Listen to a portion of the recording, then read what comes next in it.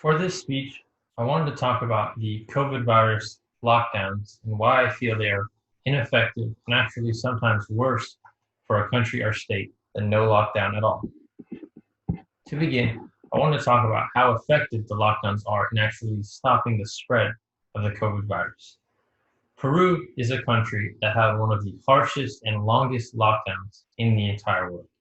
From March until the end of October, police officials and military officials flooded the streets of Peru, making sure everyone stayed inside and no one came out. According to an article written by the Miami Herald, the stay-at-home guidelines became so strict they were actually enforced by gender, with men and women allowed to leave the house only on alternate days. Despite these extremely harsh guidelines, Peru has the highest COVID fatality rate in the entire world. Now, in the US, we have a little bit of a different setup because the governors of each state determine whether they want to stay open, closed. But similar examples to Peru can be seen in the US. New York and New Jersey are examples of states that decided to go on lockdown and still have somewhat of a lockdown, whereas a state like Alabama decided to stay open. According to an article written by Bradley Byrne on October 15, study shows that New York fatality rate due to COVID is at 6.5%, and the New Jersey COVID fatality rate is at 7.5%. In Alabama, which is a widely reopened state, the fatality rate due to COVID is at 1.6%. To put this more into perspective of how bad the COVID death rate in New Jersey and New York is, I have a visual aid here that I would like to show you.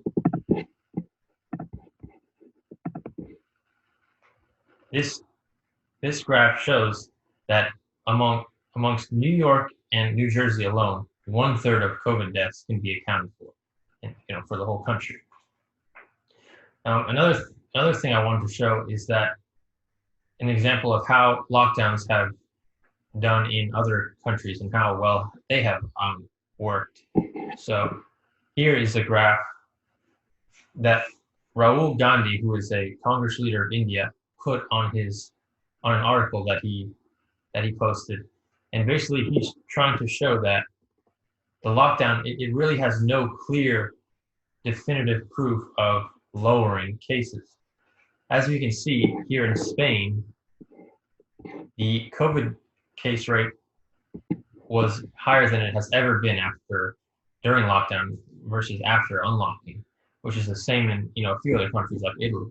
And India had a pretty interesting graph here, shows that during lockdown the COVID case rate only rose, and after unlock it continued to rise.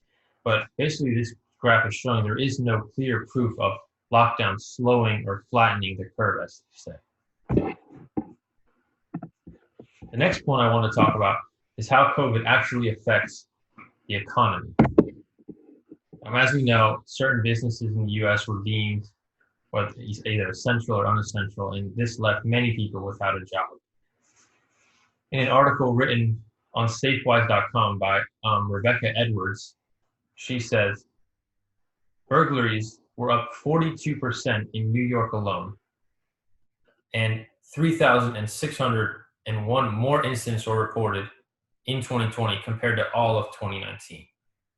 And it's sad to say that many of these burglaries, I would assume, are because people don't have work and they're just trying to, make a way to put food on the table for their family or get some money to pay for certain things. And that's the unfortunate truth.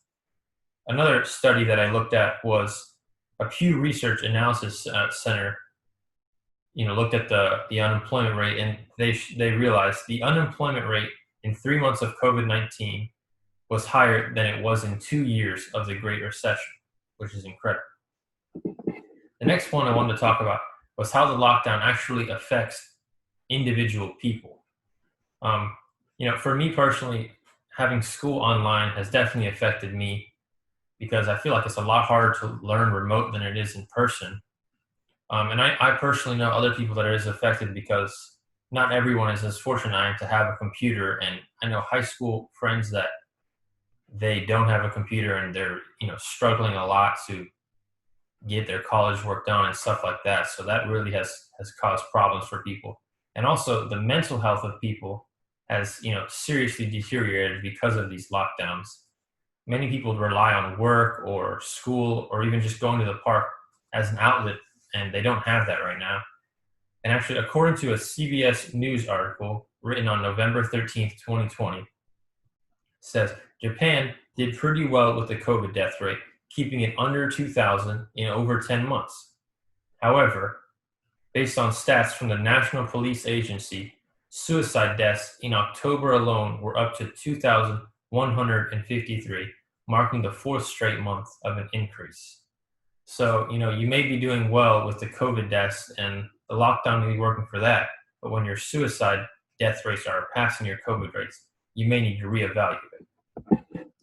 My last point I wanted to make is what could be a reasonable approach to these things, and how you could tackle it together.